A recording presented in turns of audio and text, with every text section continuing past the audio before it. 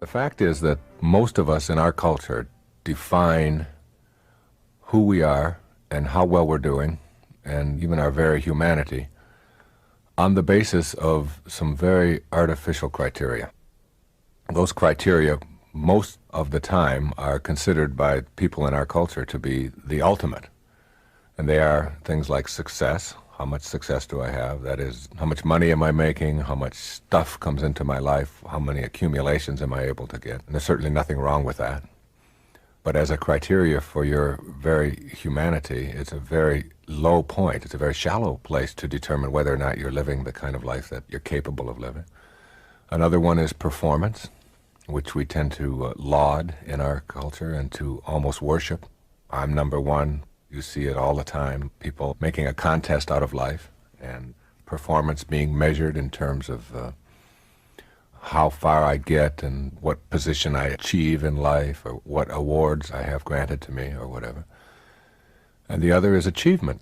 How far have I gone in my profession? How am I looked at by my peers and by other people in terms of my grades and my position on the ladder of success within a given corporation, things like that. These are almost like the ultimate in our culture, in the business world, in the educational world, in the entertainment world, whatever. We're always talking about success, achievement, and performance. What has happened for me, and what has happened for a lot of people, particularly in some of my recent books and tapes and so on, is that after you live this life for a while and you find yourself achieving a lot of things and performing at a very high level and being labeled a success by all of the external standards, you soon discover that there's an emptiness to that there's more to life than just being able to do that. That emptiness and that shallow feeling and that it's just sort of almost like a selfish pursuit, gratifying one's ego and proving that we can accumulate as much stuff as we can, and success isn't any longer measured in terms of how we serve others, but in terms of how much I get for myself. And our goals become obsessions, not that we need any more, but that we've fallen into this trap of believing that we have to accumulate more, we have to get more, we have to perform at a higher level. If we win the championship, that's great, but how about doing it 2 times in a row? Nobody's ever done that before. And if we do it twice in a row, well, now we've got to do it 3 times in a row. And now we have to do it by shutting out our opponents completely. They can never get a point. And we are constantly looking outside of ourselves for these kinds of almost artificial ways of defining ourselves as human beings. And when you get trapped into that, you find that there's a lack of a sense of fulfillment. And what I want to talk about and make happen in this program is to have people ask the question, what would it be like to live your life as a work of art? A work of art that's in progress. That is, your life becomes a masterpiece that is unfolding in every moment of your life. Instead of looking at it in terms of how much can I get or how far can I go, begin to see that, all right, yes, I am capable of lots and lots of wonderful things, and I have accumulated a lot of things, and I've achieved at a very high level, and I'm performing very well, but I want to take a different perspective on what my life is. And I want to begin to see my life as this fabulous work of art, that I can shape it and shade it and mold it into whatever it is that I think would be the absolute ideal for my contribution while I'm here on this planet, for the actual unfolding of my humanity. And if you were to ask anybody, what is it that you would really like to have said about yourself, whose life would you look at and say, this is what I would like to have been said about me? Or this is the masterpiece that I would like my life to be. Would it be about how much stuff did I get? Or how big was my bank account? Or how fast did I run? Or how quickly did I get there? Or who did I beat in the process? For some, it might be, and that might be very satisfying. But on a much higher level than that, the answer to that question, for me, is in looking at the lives of people like Christ, who was perhaps the most influential person ever to live on our planet, ever to be on our planet. Muhammad, Buddha, spiritual masters who were leaving a message about the power of the human mind. More recently in our times, people like Gandhi, who was able to turn around the whole fate of a nation that had been subservient to an empire, the British Empire, all through a nonviolence and all through an approach to loving people and not making conflict something that has to be debilitating or destructive, and to literally put them on a course of running their own lives, all through simplicity and all through a sense of beauty and appreciation. Or Mother Teresa, who labors in the streets of Calcutta, just serving and just giving, and knows what she is for, and knows that she's not against anything. You see, the irony, there's a real irony in all of this, and I'm not here to put down, in any sense of the word, success and performance and achievement. I'm a person who has a lot of all of those things in my life. But I've found that those are the kinds of things that begin to matter less and less, and they show up more and more in your life when you find yourself getting more tuned in to something much beyond all of that. It's like a knowingness. It's like creating a sense of what I'm here for, how I'm going to live this life that I have, and doing it in the service of others, maintaining a sense of spirituality about yourself, maintaining a sense of compassion and caring and love and decency for everyone that you meet, treating conflict and difficulties that come your way not as something for which you have to win or to master, but in fact as opportunities for you to see how you can transcend these things and not to have to use hatred and anger and bitterness and beating somebody else down in order to get to this higher place. It's very much a place of peace, and it doesn't mean like abdicating your role in life. It doesn't mean that you can no longer be an architect or that you can't be a salesman or whatever it is that you choose to do for a living. It's much beyond that. It's the way that you are, not what you're getting out of the way that you are. It's that wonderful work of art that your life becomes, that you begin to see that I can make my life unfold exactly the way the universe unfolds, with a real sense of perfection and harmony and peace for myself. And the more I do that, the paradox is that all of the things that I chased after so hard and so diligently show up in your life just the right amounts.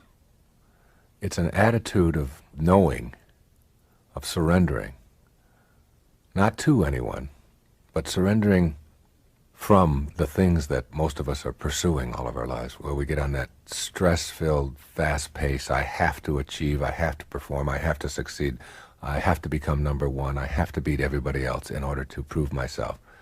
You begin to develop an inner sense of harmony, that those kinds of things are very low-level determiners of what kind of a human being you're going to be.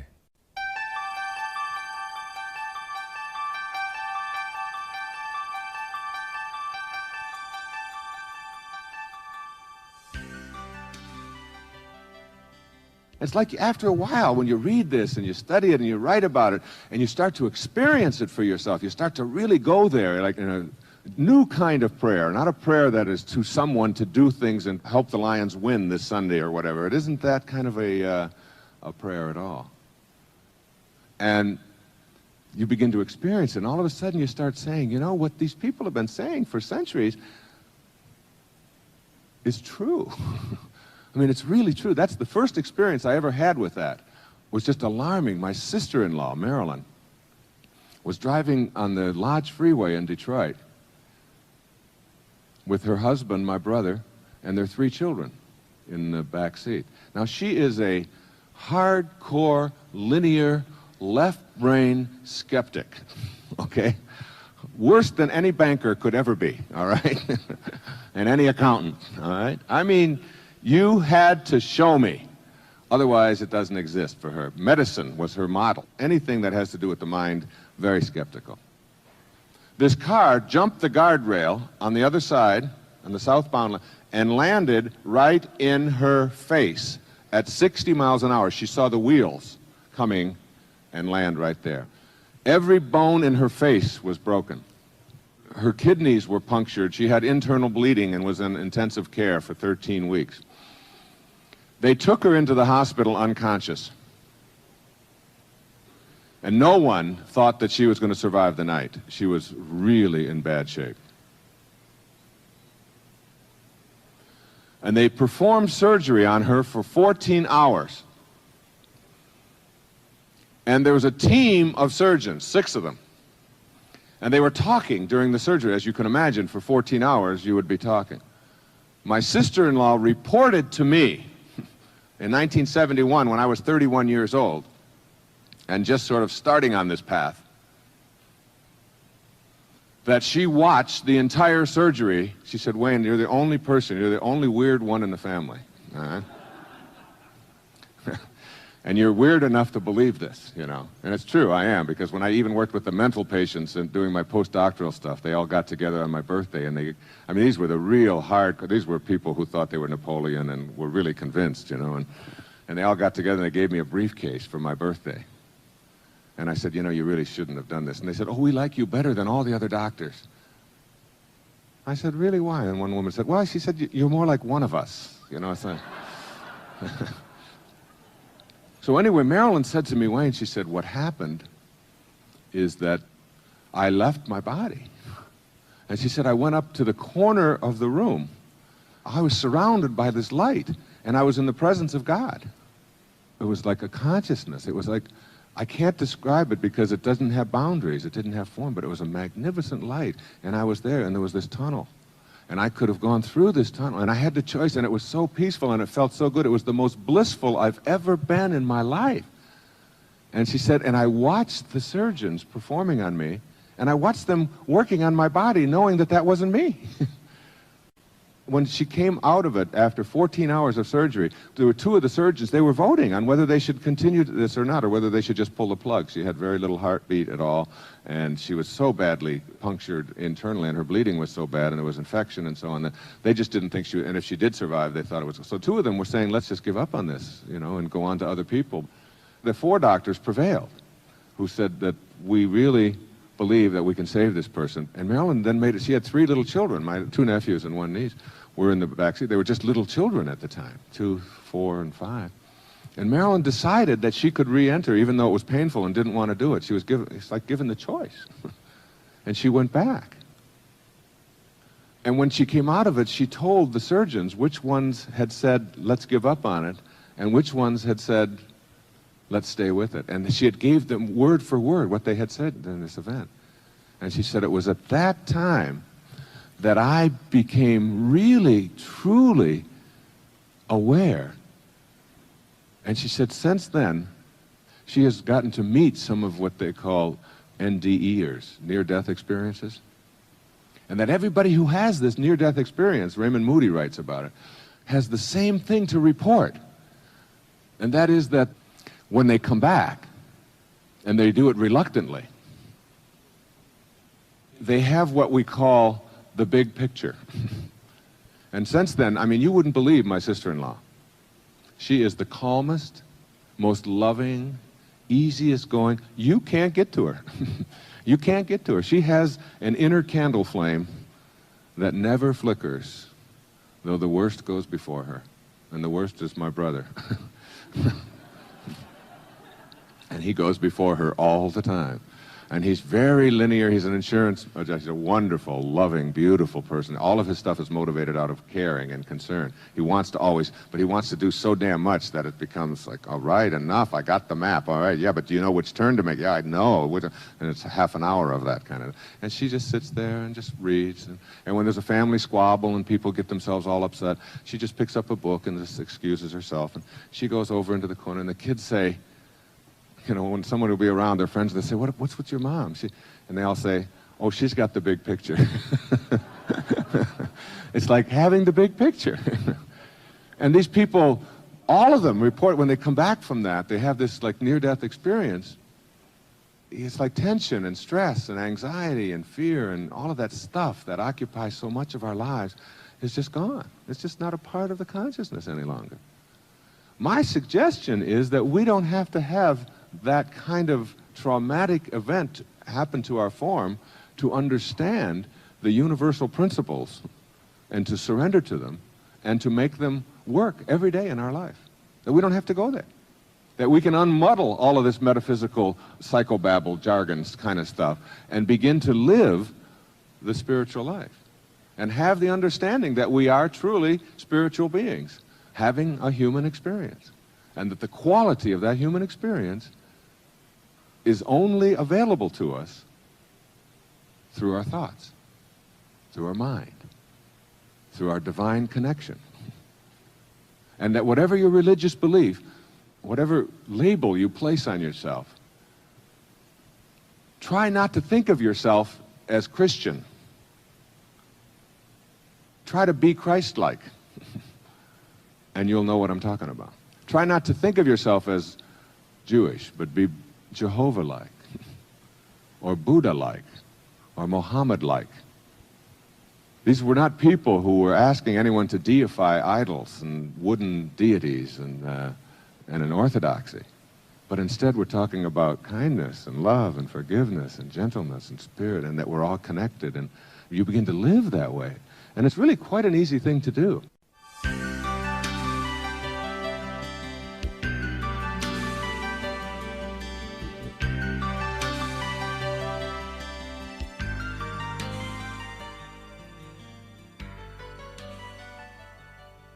It just depends on where you are in your path. Some people need that.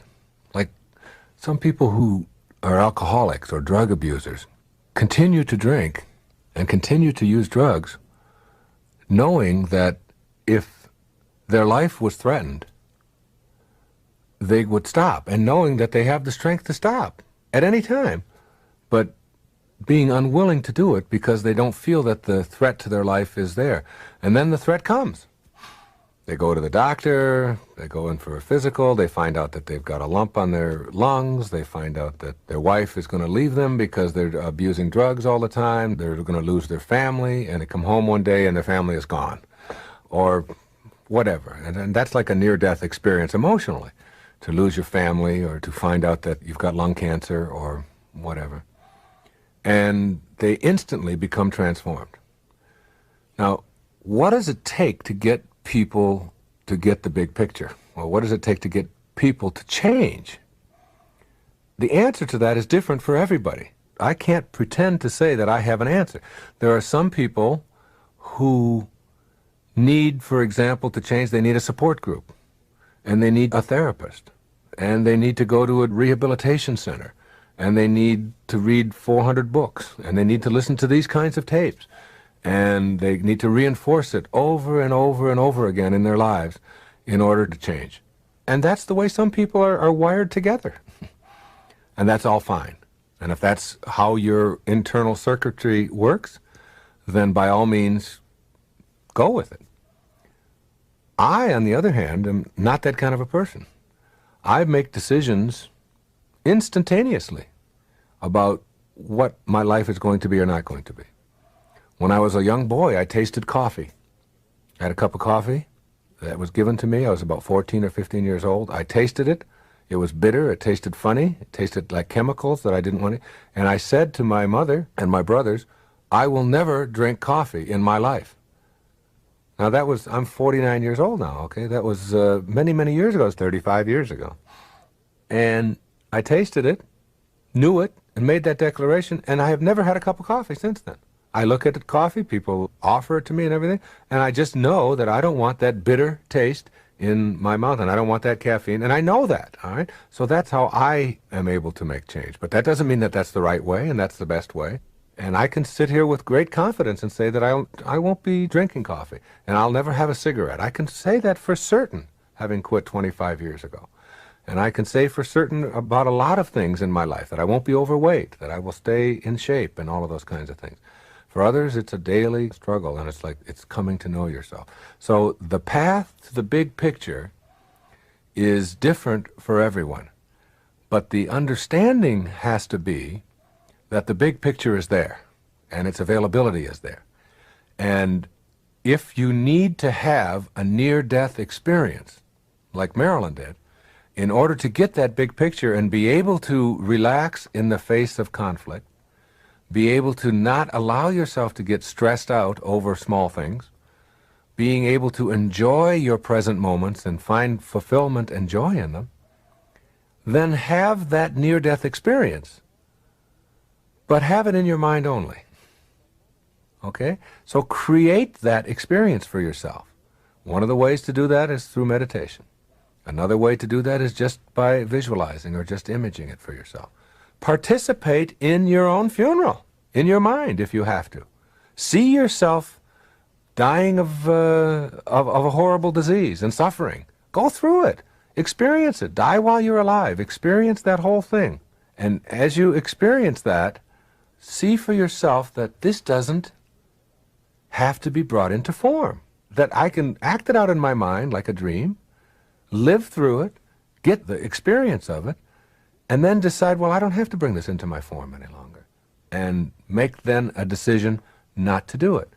So whatever it takes for you, all I'm saying is that you don't have to go through it in the world of form. In your physical world, you can transform, go beyond your form. You can be metaphysical, go beyond the physical, experience it in your mind where there are no limits. There's no limits to your imagination. There's no limits to your thoughts. But literally be there. And then when you come out of it, realize that, okay, that's enough. I've done that now. Let me practice the big picture. Let me see it isn't anything that I have to really create in my life any more than that. And once you're able to do that, once you can create that for yourself, then you get all the benefits of the big picture. By the big picture, I mean you know in your heart and in your soul that there's more to life than just what my body is going through. And you know that there's nothing worth getting yourself all bogged down about and getting all depressed about and all worked up about. You know it all. You see all of that. And everything that I'm doing to create that, like Marilyn, I'm always amazed at Marilyn, how she's able to just let all of that stuff just float by her. When the kids have this particular part, when my brother gets on her about that, or when things aren't going, it's how she just sort of calmly, and ever since that accident, has calmly just gone off in a corner and just sort of let it all work itself out. It's part of the surrendering process.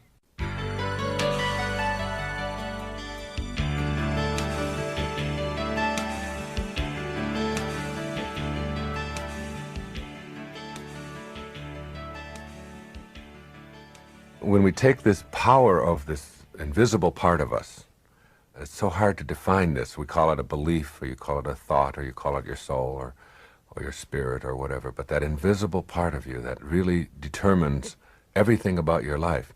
And you begin to say to yourself, how can I apply the awareness of these thoughts and how I use my mind to make my life all that I want it to be? To bring into my life the things that are important to me, to improve the quality of my relationships, to have the success and so on that I think that I'm entitled to. And it's really getting to the point where you know that every thought that you have has a potential for coming into your life, for coming into form. You start to get real cautious about having anything in your mind that isn't going to work for you. And you begin to question why you would keep any of those thoughts in you. I can remember one story of a woman who came to me one time and told me how miserable she was, that she was married to a drunk. And I said, well, what's wrong? And she said, well, he slurs his words and he repeats himself and he smells bad and it's just awful to be around him. And I said, let's see if I understand. Let's see who's crazy in this little scenario you've just described. Now, you said you've married to a drunk, and the drunk slurs his words and he repeats himself, and he smells bad, and he sounds foolish. I said, that's every drunk I've ever known does exactly that. We got a drunk who's acting and doing everything that you would expect a drunk to do. Now we got you, and you're married to someone that you call a drunk, and you're expecting him to be sober. You know? Now who's crazy? The drunk who's doing what he's supposed to, or you who's expecting someone who is what you've defined him to be something different than what they are? He is what he is. And why would you want to entertain, why would you want to keep thoughts in your mind that are making you miserable, which is going to expand misery for you in your life by just having those thoughts there? Why not change around those thoughts and tell yourself that you're, like if you argue for your misery, then the only thing you're going to get is your misery. You have to get that, and you're arguing for it all the time. You're going around talking about how miserable you are. So you want to get real careful about that. And I suggest to every one of you that whatever it is you find yourself incapable of doing, or whatever you found that has been a great obstacle, or whatever it is that's in a relationship that isn't working, that you just can't seem to transcend, or whatever's going on with a particular employee or a way that you're approaching anything in your business, that if you examine, just for a moment, if you examine what belief is it that supports this behavior, because the ancestor to every action is a belief, is a thought, and then work at re-examining that. I mean, I've done that so many times in my own life, and things that don't seem like they're that important to other people. Like my wife doesn't understand why certain things about my tennis game that I play every day that I've really challenged. I mean, I grew up with the belief that I couldn't hit a backhand. And it was for 10 years I told myself that I don't have a backhand, I can't hit a backhand. And then I began to change that belief around. And it wasn't that I just, practice. I began to visualize myself doing all the things that it takes to make a backhand work for myself. I began to do that with a serve. I began to do that with a drop shot. Instead of telling myself, I can't hit a drop shot, and then acting out on that, and a whole match will go by, and a whole year will go by, and I'll never hit a drop shot, or I'll never hit a lob, or I'll never try a spin serve, or whatever. If you keep telling yourself that you can't do something, you act on that belief, and whether it's just a silly little thing like improving your tennis game, which isn't so silly if you're making your living off of it, or if you're coaching it, or any other skill area, or anything in your life, change around the thought, as you think, so shall you be.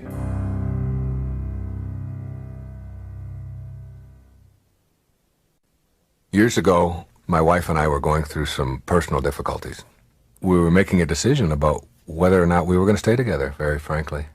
Everybody in a relationship, I believe, has these moments and times when there's a struggle there and you've been together for a while and you're not certain whether this is the right path, and you're thinking about these things and so on. And nevertheless, it was a very difficult time emotionally for both of us.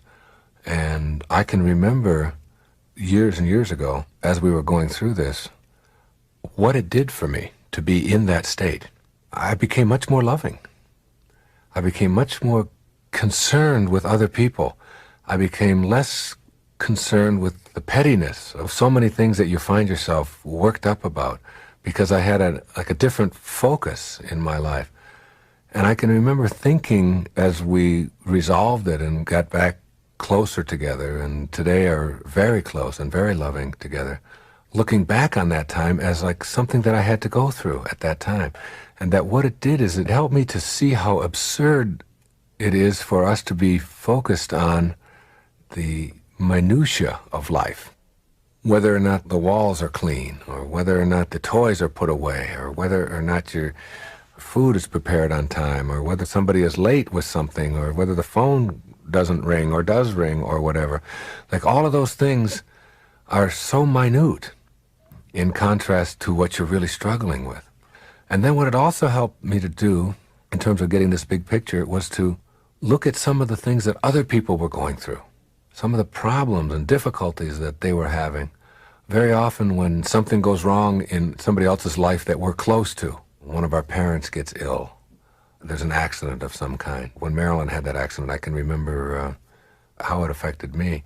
And it gives you pause to remind yourself that you have a lot to be thankful for, and that you have a very powerful mind here that can make anything happen that you want to happen, as long as you keep yourself centered or keep yourself focused.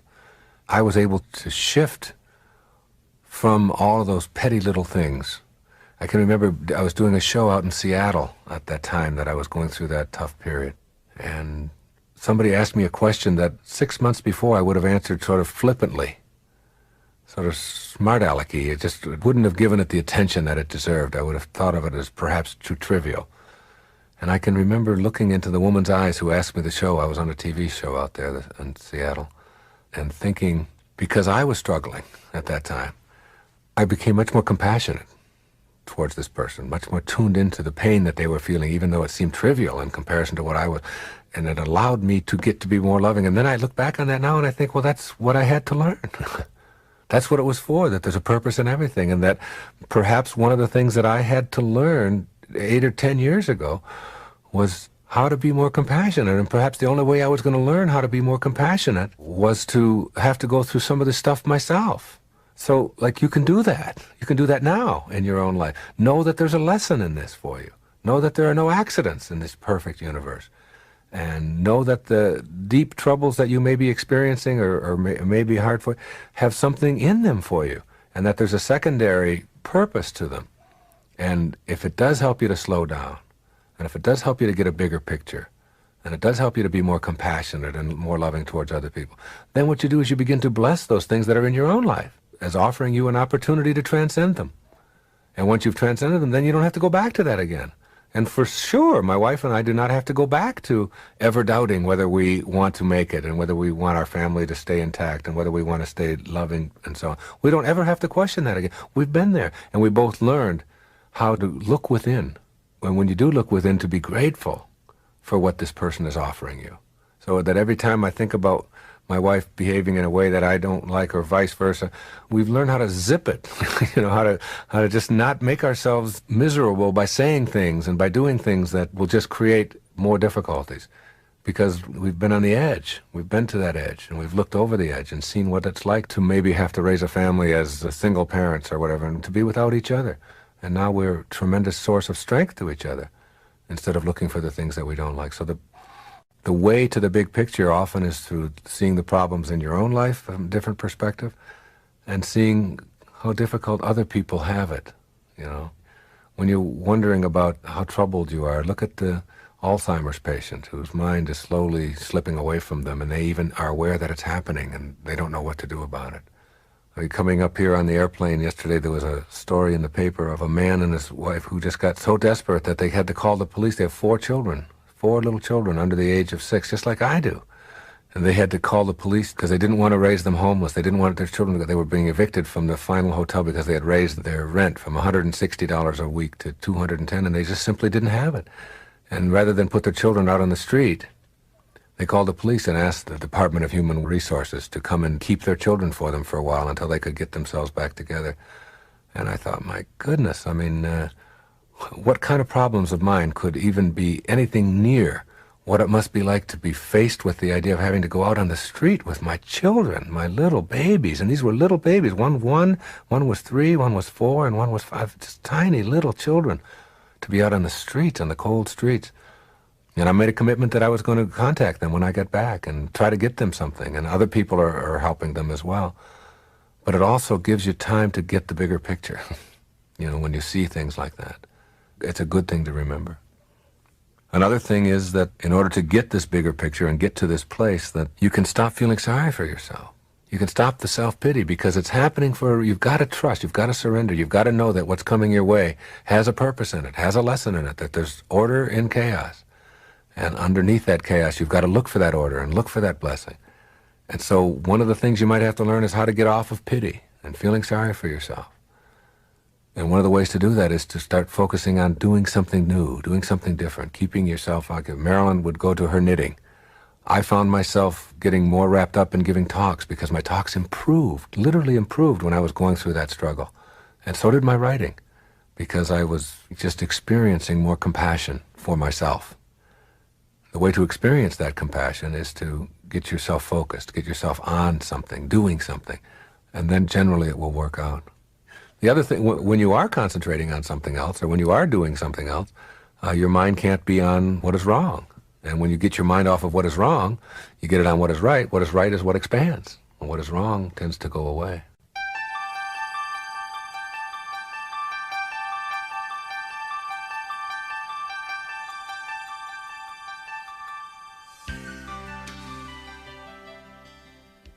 One of the most alarming insights I had was 5 years ago when my grandmother died. I was with her. She was 95 years old. And she was an hour from death. And she was admitted to the hospital about 2 o'clock in the morning. And one of the things that the hospital did was that they weighed her for some reason. They had to have, they're into their records and keeping track of things. You don't get into heaven if you don't have a weight certificate, or maybe if you're excess baggage, you don't get in or something. I don't know what their thinking is, but there's this kind of linear, all this record keeping. I always wonder about all the people who died before we had records, before we did that. You know, whatever happened to all of them? And so she weighed 133 pounds when she entered the hospital, and we all knew that she was very close. And then life passed from her body. I mean, we watched as life literally left her body. And there she was. There was this package of, it was getting cold and stiff, and it was like this package of bones and stuff, matter. And it certainly wasn't my grandmother. That package there that was now deteriorating and going to be gone.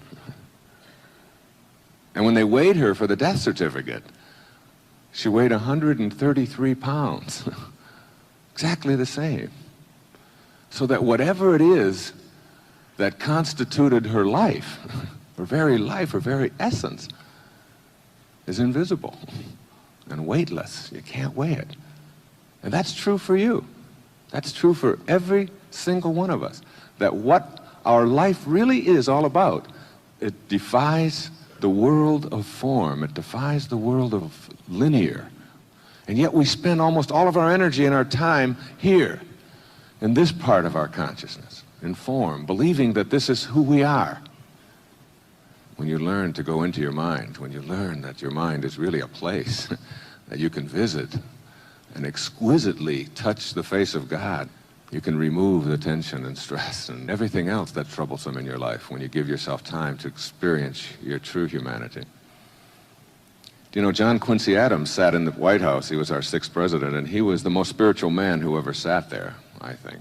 He was a man who rejected slavery while other people, including one of his best friends, Thomas Jefferson, practiced it. He was a man who was highly spiritual and very intellectual, perhaps the highest intellect of anyone who ever was there. And this is what he wrote about himself 3 days before he died in a letter to Thomas Jefferson. He used his house as a metaphor for his body. And this is really the message of what I have to say here today. He said, John Quincy Adams is well, but the house in which he lives at the present time is becoming dilapidated. It's tottering on its foundations. Time and the seasons have nearly destroyed it. Its roof is pretty well worn out. I can identify with that one, I'll tell you. Its walls are much shattered and tremble with every wind. I think John Quincy Adams will have to move out of it soon. But he himself is quite well, thank you.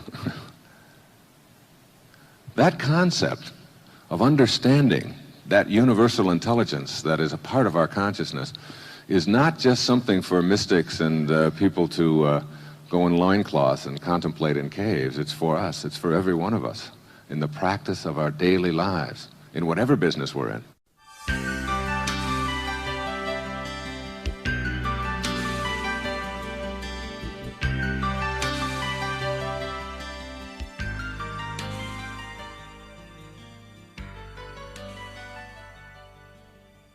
I had a hair on the pillow the other morning.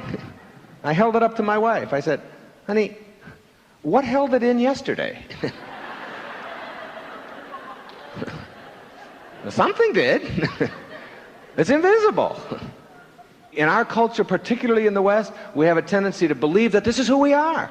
And we decorate our form, and we perfume it, and we insure it, and we build a house around it, and we mortgage that, and we watch it, and we look in the mirror, and we say, oh my God, look at what's happening to it, and there's another wrinkle that wasn't there before, and how did that get there? And it's completely out of your control. It's all handled for you. There's such a beautiful lesson to learn, such a beautiful spiritual lesson to learn.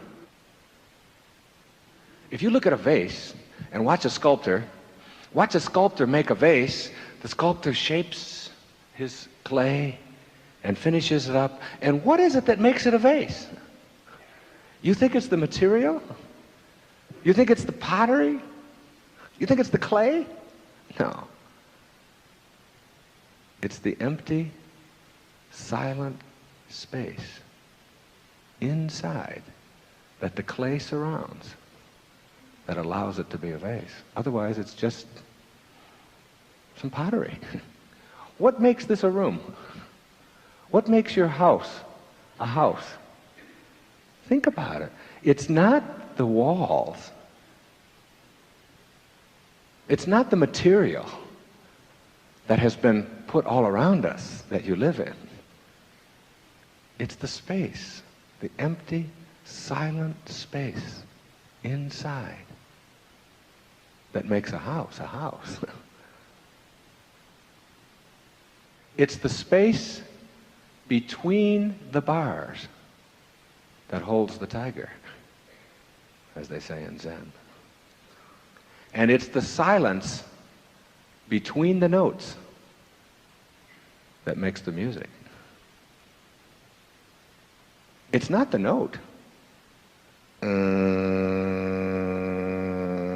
That's the note. What makes the music is the silence between the notes.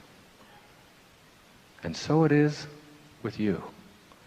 Robert Frost put it this way, more beautifully than I could ever say it.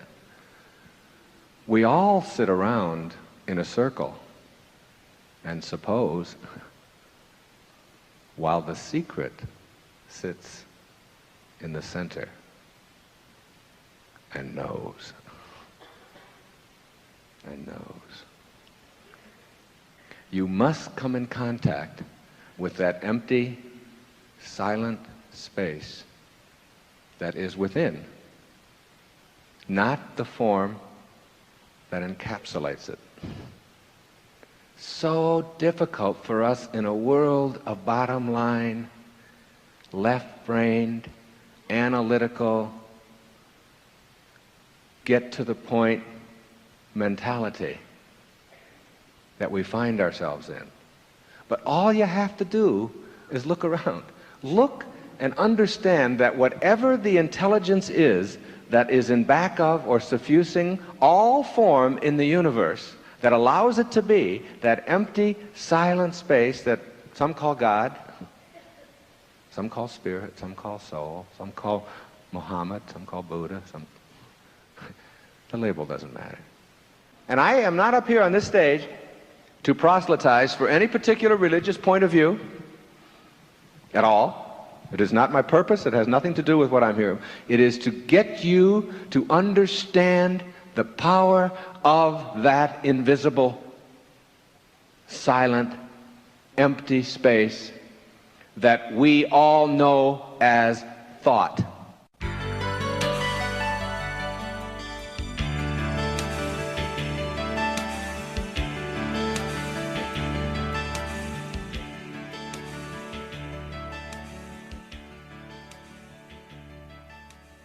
The awakening process, the awakened life, what a wonderful notion that is, to be awakened.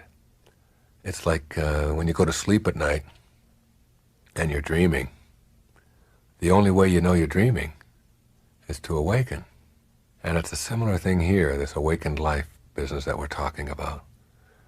When you wake up from this dream, this 80-year dream or 100-year dream, you begin to realize that the only way you know you're dreaming is to awaken. You want to create an awakening process where you really are looking back on the dream from a perspective of what is, rather than what you think it should be, or judging it. And there was a wonderful lady, some of you will have heard of her. Her name was Peace Pilgrim, and no one ever knew her real name. And Peace Pilgrim was this woman who was in her 70s when she died, I believe. And she walked all across the country, just promoting peace. She was a little old white-haired lady, and she would go on television and radio stations and just talk about how positive it could be, and then she would walk to the next city and the next. There's a book out about her called Peace Pilgrim. And she had, in one of her little booklets, something that I think is really an indication of the awakened life, a real indication that you're awakening. And this is just a real short list of what some of those things are. When you see yourself moving beyond that success, that performance, that achievement that so motivates your life, and begin to awaken to a new level, to a whole new level of experience. You'll see it this way. The first thing you'll notice is a tendency to think and act spontaneously, rather than on fears based on your past experiences. In other words, you begin to trust and surrender and to have a sense of spontaneity about your life. And you're not always focused on whether it's going to work out or not going to work out, and be afraid if it doesn't. And those thoughts are you're no longer wanting those thoughts to expand in your life. And then you'll notice an unmistakable ability to enjoy each moment of your life. Every moment becomes an exquisite part of your existence. And you'll find yourself, even in times when you used to think of them as boring or routine, like, maybe getting in an airport and being delayed for a couple of hours, you begin to find an unmistakable ability to enjoy that, and to not judge it, and to see it for what it is, and to even be grateful for it, that you're not getting on a plane that wasn't supposed to leave at that time. You begin to see it that way. And you begin to enjoy the little things that we so take for granted. The moments with your children. The times when there's chaos around and you think, oh my God, I'm never going to get through this. You suddenly can stop yourself in the middle of that and see the irony and the fun and the joy in it. And the quiet times, and even driving back and forth to work, or you find yourself having this unmistakable new ability to enjoy every moment that you find in your life and to treat it all as a gift. It's a sign of the awakened life. You also find that you're developing a loss of interest in judging other people. You're off of judgment. You're moving beyond that. You understand the truth and the notion that you don't define other people with your judgments. You define yourself as someone who needs to judge. That each one of us is defined by our own thoughts and our own actions. And even those people who are behaving in ways that are antisocial and that are criminal and so on, you find yourself less judging them and more seeing them for what they are. Not saying that they shouldn't be held accountable and responsible, of course. But that judgment, that inner hostility, that inner anger toward them is replaced by a sense of wondering, how could that little baby at one time who was in its mother's arms turn out this way? What created that? And I wonder if there's anything I can do to help eliminate that in other children, rather than the judgment. You find a loss of interest in interpreting the actions of other people. You don't become this great interpreter for what everybody is and what everybody is doing. The awakened life beckons you to just sort of observe it, to note it. And even in your own behavior, you become less inclined to interpret it and more inclined to say that this is just an indication of where I am or where I am not at this particular moment. And with no need to analyze it. You see, when you analyze something, analyzing is really a violent intellectual act. When you analyze something, you have to break it apart, tear it apart and break it open and find out every little piece of it. It's like intellectually violent. The opposite of analysis is what we call synthesis. Pierre Teilhard de Chardin talked about the universal synthesizer is love.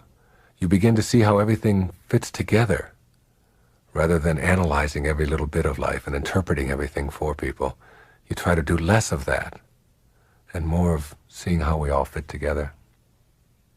The awakened life means a loss of confrontation. You're no longer interested in it. It just isn't important to you. It's like having to prove yourself and make a contest out of everything. It's just no longer there for you. The real sense of the awakened life behind that is that you don't have to make anybody else wrong.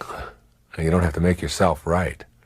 That's the real sense of awakening, when you begin to know that there's much more to life than making a contest out of it. I noticed that when my little boy, who's 2 years old, goes out to play, any place, the only reason that he does it is for fun. I mean, he doesn't try to win, he doesn't try to beat anybody, he doesn't try to confront anybody. He just goes out to play. And we lose that in the name of confrontation and conflict. I remember Tom Crum talking in his book, The Magic of Conflict, about an example of if you were an adult and you went to a playground and you decided to sit down with a 3-year-old and to make sandcastles. And you made all these beautiful sandcastles, and suddenly the 3-year-old stood up and kicked your sandcastle over. What would you do with that? I mean, you wouldn't try to make him wrong and make yourself right, and you wouldn't have a fit about it, and you wouldn't scream, and you wouldn't holler, and you wouldn't say, how dare you do this, such a thing, and be all upset about it and have made a contest out of it. You'd say, this is what 3-year-olds do. They knock over sandcastles, and it's just for play. You begin to develop that sense that inside every one of us is a little 2-year-old who wants to come out and play and doesn't have to win and doesn't have to beat anybody and doesn't have to be in conflict or confrontation. That little child inside of you begins to surface when you start awakening. You lose the ability to worry. I didn't say you lose worry, you lose the ability to worry. It's no longer part of you. You begin to understand the absurdity of worry. You begin to see that it makes no sense to worry about the things that you have no control over. Because if you have no control over them, it makes no sense to worry about them. And then it makes no sense to worry about the things that you do have control over. Because if you got control over them, it makes no sense to worry about them. And there goes everything that you ever worried about. You either have control or you don't. And if you don't, you move on. And if you do, you take control. As you awaken, you lose that ability to just worry about things and instead accept them. You'll notice frequent, overwhelming episodes of appreciation, as she puts it. Frequent, overwhelming episodes of appreciation. Appreciating everything, being thankful. It's one of the great ways to become awakened in your life, is to be thankful for everything and to give thanks for it. You know, I'd like to see the churches of America have services on Sunday morning where they have, like, Liver Appreciation Day. You know, it's like to appreciate your liver every Sunday and have an ode to the liver, you know, and a theology of the liver and how grateful we are for our liver. And if we didn't have our liver, imagine how, you know, and then the next week is like, you know, the Heart Appreciation Week. It's like, appreciate every little tiny thing that is a part of what it is that makes you alive. Your teeth, your tongue, the air that you breathe, the ionosphere, the atmosphere, the ground, the sun, the stars. It's like you start having these overwhelming episodes of appreciation as you awaken, and you appreciate getting on a plane and having it take off and having it land and having a seat and having someone to serve you a drink and being able to wear clothes and everything about your life. And as you become more aware of how much you have and how much you have to be grateful for, you become less focused on scarcity and what you don't have, because your mind is focused on what you do have. And when your mind is focused on what you do have expands. You begin to develop contented feelings of connectedness with others and with nature. You begin to see that every human being that you meet any place on the planet shares being human with you and what it feels like to be human. You begin to see that there's a oneness to it all, that there's a universal mind, that you're a part of it. And you know that each one of us is connected and that on a round planet we can't choose up sides. That you begin to know that, then you treat the people that you come into contact with the same sense of reverence that you have for yourself, because you are, in fact, that person. It's why Jesus said on the cross when the spear was thrown into him, "Forgive him, Father, for he knows not what he does." The reason he knows not what he does, he doesn't know that he's throwing a spear into himself. Because every time you hurt another human being, you hurt the generic human being. You hurt all of us. And every time you send out love, you create a sense of harmony in that being. You begin to have what she called frequent attacks of smiling. You become more joyous, more merry, more contented as you awaken and get beyond all of this need to accumulate and perform and achieve, which is all wonderful. But when you go beyond it, you begin to develop an increased susceptibility to the love extended by others, as well as the uncontrollable urge to extend it to others. Love becomes what you are, and you can't give away what you don't have, and you can only give away what you do have. And if what you have is love, then that's what you find yourself giving away. Those are the symptoms, the signs of awakening, presented by Peace Pilgrim with my editorial comments. She was a beautiful lady, and I belong to that organization that promotes her ideas.